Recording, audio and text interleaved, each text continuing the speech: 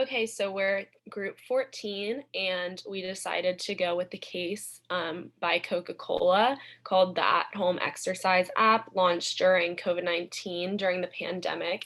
And this was launched in Japan.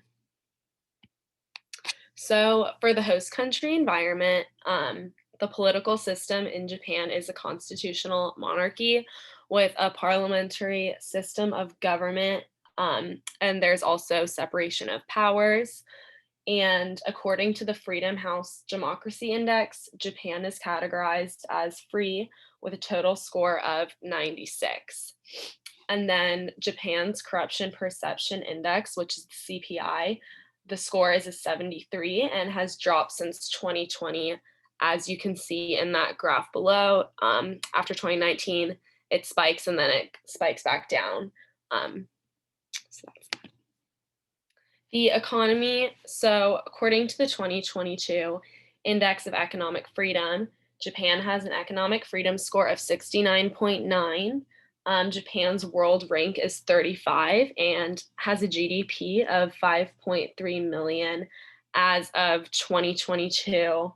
And then the unemployment rate in Japan is at 3%. And then here you can see all the breakdowns of each category that makes up that overall economic freedom score. It kind of goes into the specifics of each number and whether it's like positive, negative. And then Japan is ranked sixth among the 39 countries in the Asia Pacific region. And its overall score that's shown above there is above regional and world averages among those other countries. And then, according to Freedom House, Japan is free with an internet freedom score of 76 out of 100. And according to Statista, the social media penetration rate as of 2020 stood at a 71.6%. The adult literacy rate of Japan is 99%, sorry, and 93% of Japan's population is internet users. And you can see here in this graph, in the top right corner, it shows all the most used social media platforms. So YouTube is coming in first, and then you can see as follows. So, and then lastly, the Hosford cultural dimensions are shown here in Japan's scores. So as you can see, power distance is falling at 54, individualism is at 46, masculinity 95, uncertainty avoidance 92, long-term orientation 88, and indulgence is 42. As for the analysis of the campaign strategy, the main strategy used throughout the campaign was the abundance of news articles that advertised the campaign itself. However, there was additionally a lot of advertising on Coca-Cola products themselves. Throughout the already existing CokeOn app, the campaign was advertised there, as well as with the abundance of vending machines throughout the country of Japan. There were many advertisements on Coca-Cola vending machines, and they were a clear and effective choice, particularly with their relevance to the campaign itself. After in-depth research, not much information about the specific campaign results themselves were reported on. However, the application is still used over a year later and has many good reviews on the App Store. Customers were overall extremely pleased, as you can see from the rating of 4.6 out of 5. However, there were some negative reviews, which is natural. They left feedback about how there were some technological issues and there was a lack of feeling of reward with the application. One specifically said that they felt that the exercise did not warrant the reward that they got. Additionally, with those technological difficulties, some frustrations were well-founded within the general consumer base. However, the overall positive rating meant that the reviews were overwhelmingly positive themselves. At the beginning of the campaign, right at the start of the pandemic, Japanese citizens were instructed, like much of the world, to remain at home when possible. Because of this, exercise was much harder to obtain for a large amount of the public, no matter whether you are a fitness guru or not. Exercise was much harder to obtain, which particularly because of the importance of gyms and outdoor exercise. This set the scene for the campaign because it made a project that allowed exercise from home with a reward system. It made it a great idea at the time. It promoted healthy exercise while also promoting Coca-Cola's products. Additionally, as for the marketing of the product, newspapers are extremely common in Japan. Hence, as mentioned previously, the multiple news articles that came out at the beginning of the campaign make a lot of sense. Being able to target the specific audience at hand and how they take in news is extremely important in public relations and advertising your product. Coca-Cola Japan did a great job of combining the cultural nuances of Japan with both the preferred media and the needs of society at the time.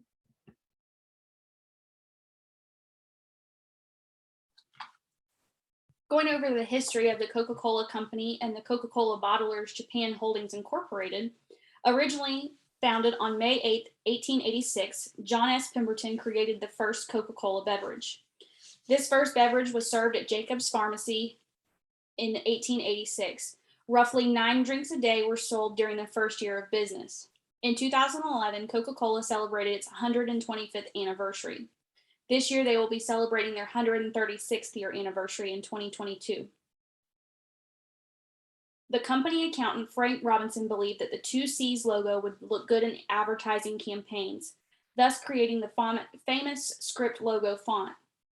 A fun fact is that 19,400 Coca-Cola beverages are sold across the globe every second, and consumers purchase roughly 1.7 billion beverages a day. Coke became a official registered trademark of the Coca-Cola Company in 1945.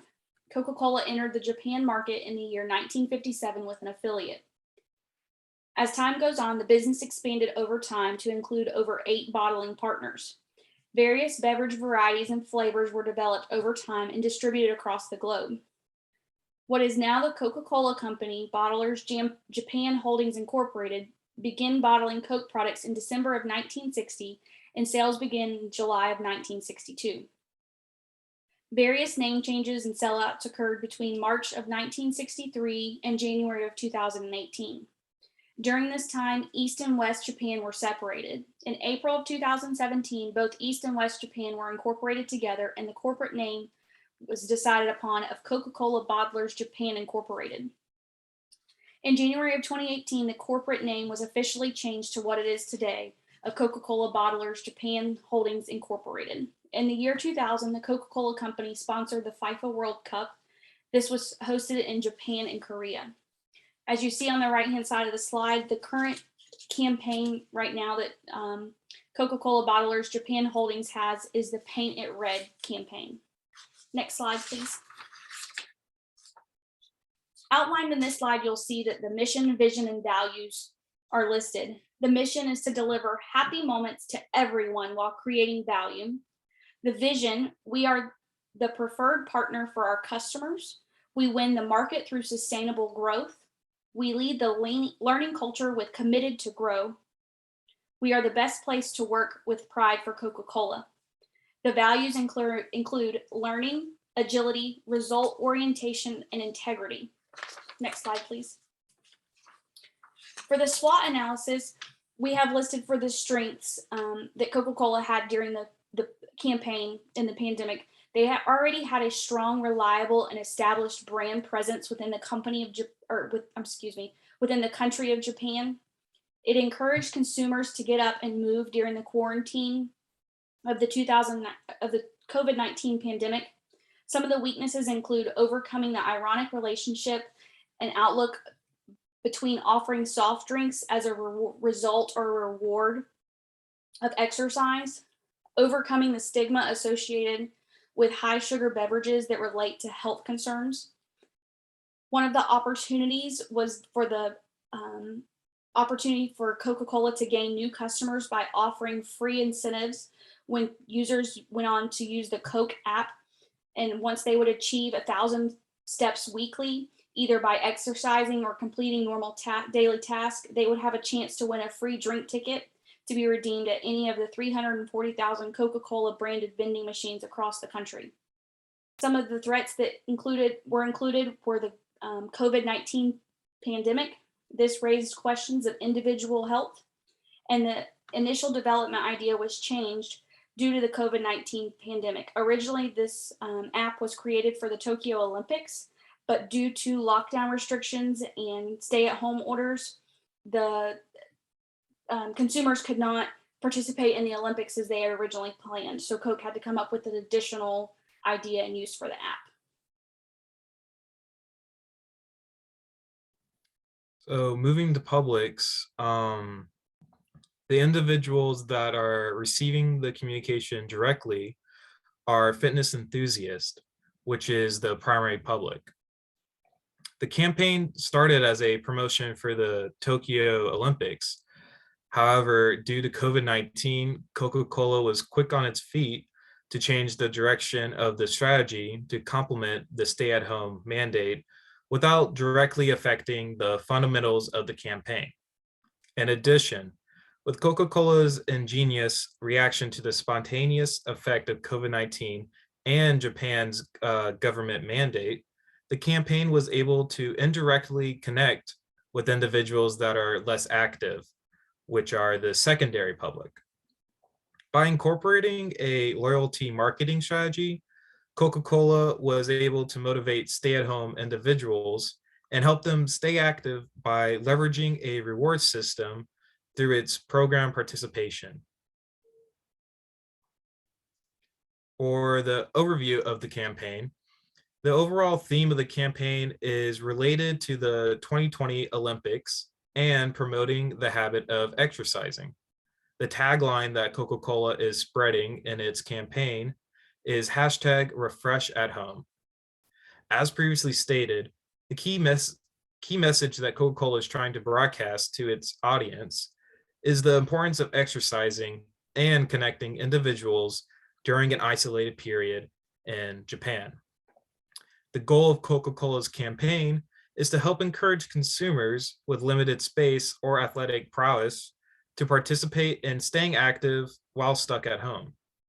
On the other hand, the objective for the campaign was to get participating individuals in using Coca-Cola's branded vending machines by giving individuals a free drink ticket that can be used once users achieved 1,000 steps in a week.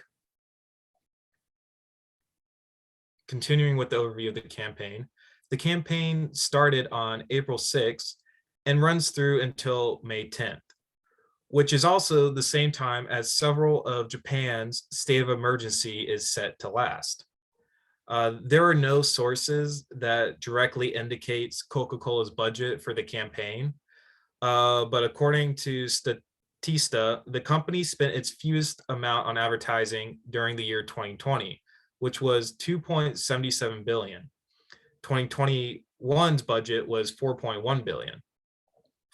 Through extensive research, there were only a limited number of media channels that were found that the campaign used. For example, there were no posts about the campaign on social media, including popular platforms like Facebook, Twitter, and Instagram.